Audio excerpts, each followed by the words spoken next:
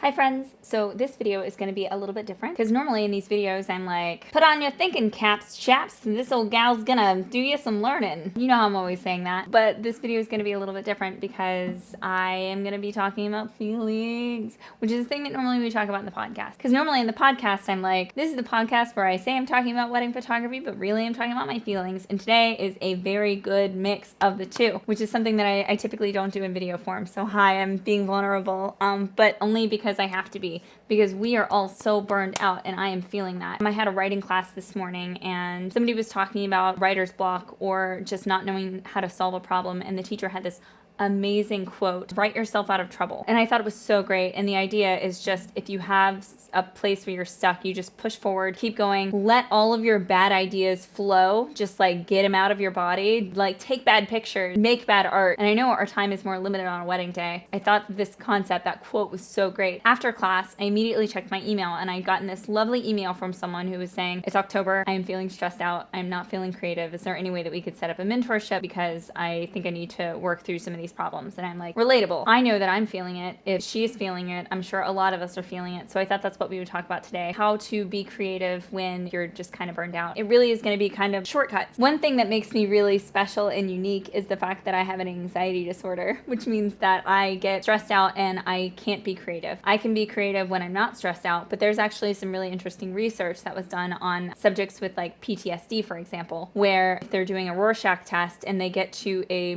triggering image, they are not able to see anything else in the Rorschach test after they've been triggered. So once that like fight or flight response kind of kicks in, their creativity just goes away and they're like, I don't know, it's ink blots. So that's just a little aside, because one of the things that I have to do when I'm anxious is prepare for the fact that I'm not always going to be the most creative and I have to have some fallback. So I'm going to talk a little bit about some of my safety nets today. I want to start by first saying that it is very possible that this is not the most creative that you are ever going to be in your life if you are just shooting all the time and super busy. But maybe right now you won't be at your most creative that you've ever been.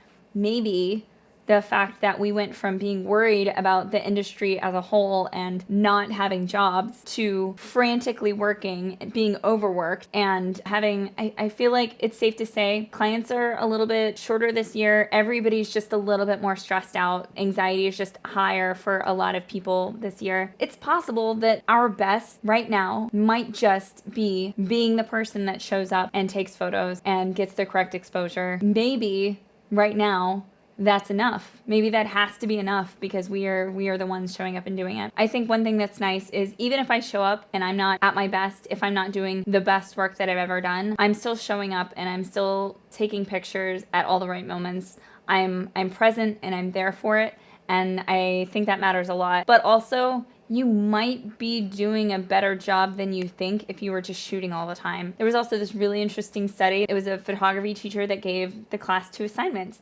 And there was like half the class, they were like, okay, your goal at the end of the semester is to make the best photo possible. And then to the other half of the class, they were like, your goal at the end of the semester is to take the most amount of photos that you can and then turn in your favorite 10. The people that were responsible for taking the best photo ever spent a lot of time speculating, doing their research, trying to figure out like mathematically what the best photo could possibly be. And the people whose jobs were to take as many photos as possible started experimenting. Like, they got bored after a while. They started doing weird stuff, playing with lighting, like doing cool creative stuff. The people that turned in the best work at the end of the semester were the people that played, that took more photos, that just tried to do quantity over quality, which sounds counterproductive, but that might end up being the result of a lot of our Octobers. Maybe we're not feeling good because it doesn't feel good to be super overworked, but maybe be nice to yourself and acknowledge the fact that it's okay if you're not at your most creative, but also I wouldn't trust me, an overworked person, to judge the creativity of myself, knowing that I'm also my worst critic. Just a couple things before we get started.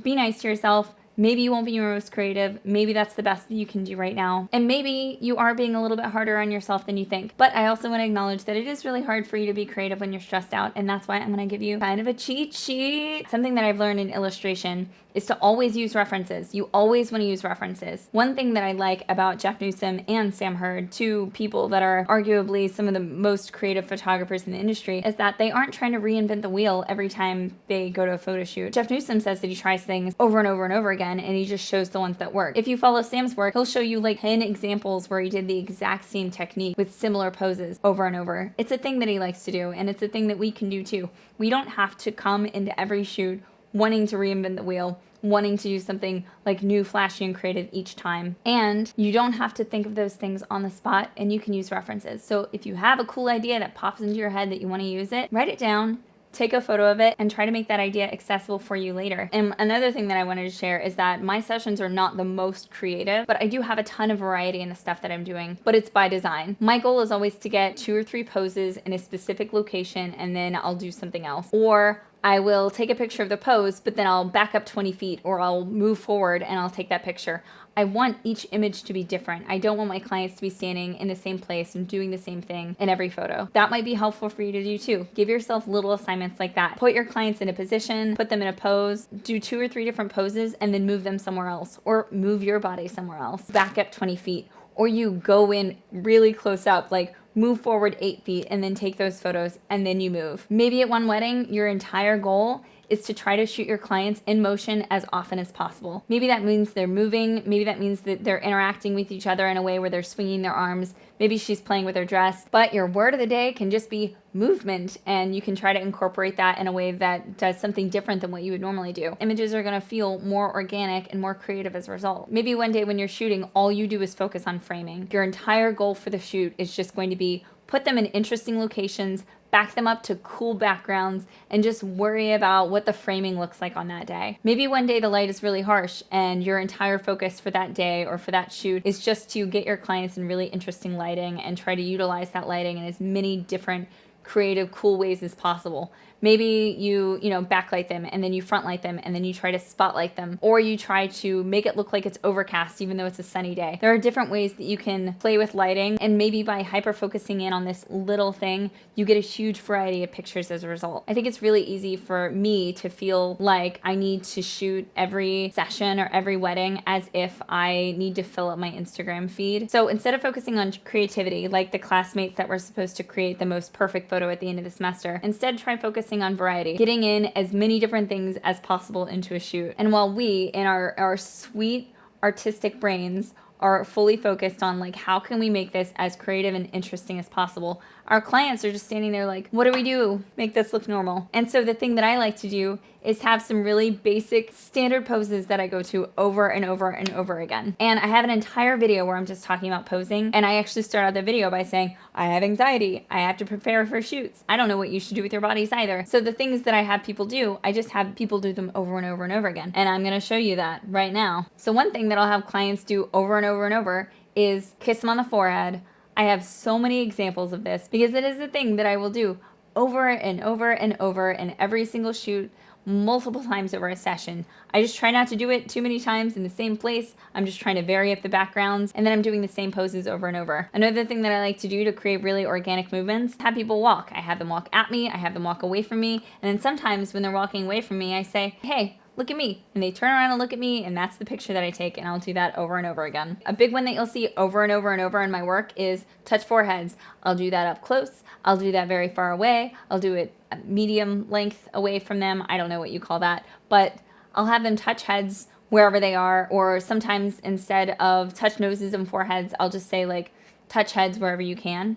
But touching noses and foreheads is like a big go-to for me. This is a pose I call look over there, where I just tell them to look at stuff. And I won't go into more. I have an entire posing video to share. But my goal isn't to have the most creative poses each and every time. My goal is to focus on things like framing. I just want to make sure that I'm creating an interesting composition in certain moments. Sometimes I'm only interested in creating an interesting composition where the framing is cool. Sometimes I just want really cool lens flare. Sometimes I am focused on the posing. And that's why it's really important whenever we have one thing that we think is cool, that's working, and we actually are feeling it in the moment, that we then take 2 or 3 pictures that are different, get close, get far back, change the pose. So whenever I do find some good lighting, or I do find some interesting framing, or I do find something that I am just loving about my image, the fact that I can take 2 or 3 versions of that, because you want to get 2 or 3 different poses before you move, means that the like likelihood that I'm going to really fall in love with an image is going to go way up because I'm going to have different versions of it to choose from. So if you find a cool archway and you don't know what to do with it, put your clients there, do something boring, and then back up, and then have them change the thing that they're doing, and then get in really close, and then have them change the thing that they're doing again. If you do that, there is a greater likelihood that one of those 3 pictures that you take are going to make you happy and make you feel like you did something creative. So that is my interpretation of write yourself out of trouble. I feel like in the end, all I'm doing is giving myself these little assignments to maximize the amount of variety without me having to overthink or be more creative. All I'm trying to do is vary up the things that I'm doing and not necessarily worry about it being the most creative, but I'm just trying to shake things up. And my secret weapon, I have a bunch of different images that I've been collecting for years on Pinterest and just screen capping them and stuff. It's like a bunch of different images that I find really inspiring that I have loaded onto my watch as different watch faces, and I can just swipe over to those whenever I'm shooting. And even if I wanted to copy them in totality, I probably still couldn't. They're in different locations, different lighting, different outfits, they're different people. The way that I say how I want people to be posed is going to be translated differently to how it's interpreted by my clients. There's no way that I'm going to be able to copy things in totality, but by looking at these images, it reminds me to do things like get closer, get further away, take one that's more romantic, take one that's funnier, get more movement. Maybe they should be twirling in this one. Frame them up in a more interesting way. Like, it's just a reminder because each one of those images is different and creative in a way that feels a little bit inspiring. And it's just like a little cheat sheet to remind me to try different things, even if it feels silly. Knowing that I'm getting such a variety means that like I just won't show them the ones that didn't turn out. That's fine. They don't have to see the bad images that you take. You guys don't see the bad images that I take, and I take some stankers. So I really hope this was helpful. I feel you on the burnout. I'm also feeling less creative. So I'm just trying to give myself little assignments, and I thought I would share what that looks like with you too. This might not be the peak of creativity, but I'm gonna keep showing up, and I hope you do too. I'm gonna link to 2 videos that I have on composition and 2 videos that I have on posing. I talk through posing couples and posing families, and then I also talk about composing stuff. And so I think that might be helpful as a refresher. Just as a reminder that if one day all you wanna focus on is getting interesting compositions and doing like the same 3 poses over and over, I legitimately don't think anybody would be upset if you had like 5 different poses total that you were doing with a ton of different interesting compositions. Thank you so much for listening. I will talk to you soon. Bye.